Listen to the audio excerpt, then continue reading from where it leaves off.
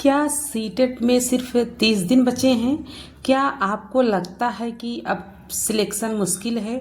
इस वीडियो में मैं आपको 30 दिनों का ऐसा स्टडी प्लान बताऊंगी जिसे रोज़ फॉलो करके आप सीटेट की तैयारी बेहतर तरीके से कर सकते हैं। Hello everyone, welcome back to my channel Stree struggle dream. तो सीटेट का सच, सीटेट पास करने के लिए स्मार्ट तैयारी जरूरी है। NCERT plus previous year questions सबसे महत्वपूर्ण है, जो कि एग्ज़ाम की दृष्टि से बहुत ज़्यादा इम्पॉर्टेंट है और रिपीटेड क्वेश्चंस भी पूछे जाते हैं। रोज़ 5 से 6 घंटे की नियमित पढ़ाई काफ़ी हो सकती है। अगर आप पूरे मन से 5-6 घंटे अगर दोगे तो बहुत अच्छा कर जाओगे। 1 महीने का टाइम है, 1 महीने में भी बहुत अच्छा आप करोगे। लेकिन आपको 5-6 घंटे आपको पढ़ाई करनी है और हर दिन पढ़ाई करना है। ऐसा नहीं कि हम अगर 5-6 घंटे एक दिन पढ़ लिए तो अगले दिन हम ना पढ़ें, तो ऐसा नहीं करना है। नियमित पढ़ाई आपको करना है हर दिन, और हर दिन जो आप पढ़ो पूरे मन से पढ़ो। ऐसा नहीं 5 घंटे 6 घंटे तो हम पढ़ें लेकिन आपको समझ में भी ना आए, तो ऐसा पढ़ो कि कम से कम आपको समझ में आए। ठीक है, अब हम आपको बताते हैं कि पहले 10 दिन आपको क्या करना है। हम 30 दिन का स्टडी प्लान आपको बताएंगे। ठीक है, तो सबसे पहले आप 10 दिन सीडीपी हिंदी लैंग्वेज, या आपका संस्कृत हो तो संस्कृत, या आपका इंग्लिश हो तो इंग्लिश। ठीक है, और रोज़ एक प्रीवियस ईयर पेपर के प्रश्न आपको हल करना है। तो सिर्फ 10 दिन लगातार ये सारी चीज़ें करना है। क्या करना है कि 10 दिन आपको सीडीपी पढ़ना है, पेडागोजी पढ़ना है, हिंदी लैंग्वेज, आपका इंग्लिश लैंग्वेज या संस्कृत लैंग्वेज जो भी आपने लिया है उसको पढ़ना है, और डेली एक प्रीवियस ईयर पेपर प्रश्न हल करना है आपको। ठीक है, फिर अगले 10 दिन आपको क्या करना है, तो अगले 10 दिन आपको इंग्लिश पढ़ना है, मैथमेटिक्स अगर आपका है तो पढ़ना है, ईवीएस पढ़ना है, या आपका सोशल साइंस है तो सोशल साइंस पढ़ना है। पेपर के अनुसार आपको पढ़ना है। ठीक है, जैसे आपका ईवीएस है तो ईवीएस पढ़िए, और साइंस है तो साइंस पढ़िए, और सोशियोलॉजी है आपका तो सोशियोलॉजी पढ़िए। आप अपने पेपर के अनुसार पढ़िए। ठीक है, 10 दिन आप इसको करिए। फिर आखिरी के 10 दिन आपको अब क्या करना है।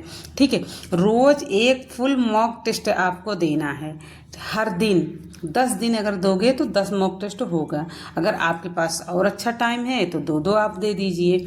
फिर ग्लस प्रश्नों का रिवीजन करना है। जो आपका गलत हो रहे हैं प्रश्न, उसका रिवीजन आपको करना है, और शॉर्ट नोट्स आपको दोहराना है, क्योंकि आपने जो 10 दिन सबसे पहले पढ़ा है उसमें आपको नोट्स भी तो बनाना है। आप पढ़ रहे हो तो नोट्स भी तो बनाओगे। फिर उसके बाद टाइम मैनेजमेंट की प्रैक्टिस आपको करना है। और टाइम मैनेजमेंट की प्रैक्टिस आप कहाँ से करोगे, तो आप प्रीवियस ईयर पेपर से आप करोगे। वहाँ से टाइम मैनेजमेंट करना आपको पड़ेगा, क्योंकि आपने तो जितना इम्पॉर्टेंट है आपको पढ़ाई करना, उतना ही इम्पॉर्टेंट है आपको प्रैक्टिस करना, टाइम को मैनेजमेंट करना।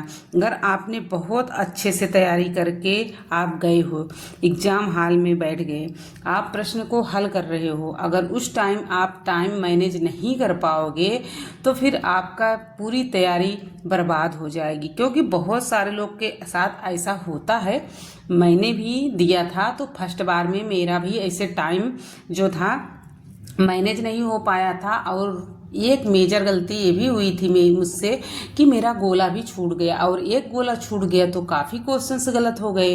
तो इसको भी विशेष ध्यान देना पड़ता है। ठीक है, तो मैं तो सीटेट अभी क्वालिफाई हूँ, लेकिन इसके पहले मैं फर्स्ट बार में तो बहुत अच्छा नहीं कर पाई थी, लेकिन सेकेंड बार में मेरा अच्छा हुआ था, क्योंकि पहली बार मेरी गलती, और जो मैं गलती की हूँ वो गलती आपको मैं बता रही हूँ कि आपको नहीं करना है। ठीक है, फिर जरूरी सबसे लास्ट में आपको करना क्या है कि रोज कम से कम 100 MCQ हल करें आप। ठीक है, और हर रविवार को आपको फुल मॉक टेस्ट देना है।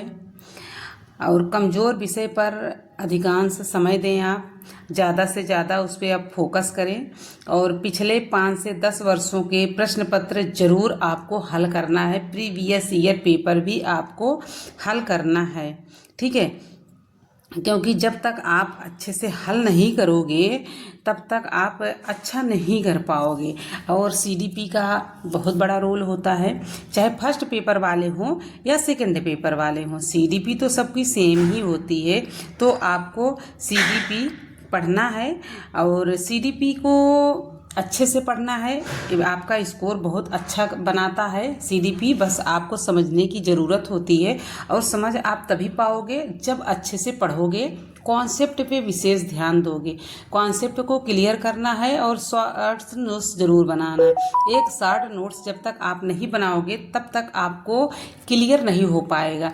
और आपको 90 नंबर की पेडागोजी ज़रूर ध्यान देना है। अगर आप उसको कर गए, अगर उसको समझ गए तो समझो आप सीटेट पास हो गए। क्योंकि आप अपने सब्जेक्ट से अगर 15 नंबर पा रहे हो और 15 नंबर पेडागोजी का है तो आपका 30 नंबर हो गया। आपका अगर सब्जेक्ट में गलती भी हो गई तो भी कोई बात नहीं है, लेकिन पेडागोजी अगर समझ जाओगे तो उसमें पूरे भर भर के नंबर मिलते हैं। उसको आपको समझना है, उसकी वीडियो आपको देखना है, अच्छे से देखना है और उसमें पॉजिटिव और निगेटिव बातों को विशेष ध्यान में रख के पढ़ना है। और वही चीज़ आपको समझना है कि पॉजिटिव क्या चीज़ होती है और निगेटिव क्या होता है। उसको अगर समझ गए तो आपको समझने में पेडागोजी दिक्कत ही नहीं होगी, ठीक है।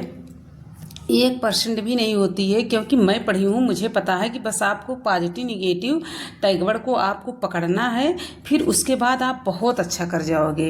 आप सोच नहीं सकते हो कि हम कितना अच्छा कर जाएंगे अगर सिर्फ आप समझ गए तो। बस आपको समझने की सबसे ज़्यादा ज़रूरत होती है। तो आपको इसी तरीके से आपको पढ़ना है। बाकी अपना टाइम इधर उधर यूट्यूब पे सर्च कर करके मत परेशान होइए और एक चैनल से पढ़िए, चाहे जहाँ से पढ़िए, जहाँ से आपको समझ में आए उसी चैनल को आपको पढ़ना है, ठीक है। और इधर उधर नहीं कि बहुत ज़्यादा हम पढ़ाई करें, इधर उधर की चीज़ें इकट्ठा करते रह जाओगे और एग्ज़ाम पास में आएगा कुछ नहीं समझ में आएगा। आप ये NCERT plus previous year questions paper को नहीं छोड़ना है। जितनी बार हो सके उतनी बार आप अपने प्रीवियस ईयर पेपर को रिपीट करिए, दोहराइए। एनसीईआरटी बुक है तो उसको पढ़िए, बहुत मोटी नहीं होती है, पतली पत्ती होती है। तो आपको वीडियो मेरी पसंद आई हो तो लाइक शेयर सब्सक्राइब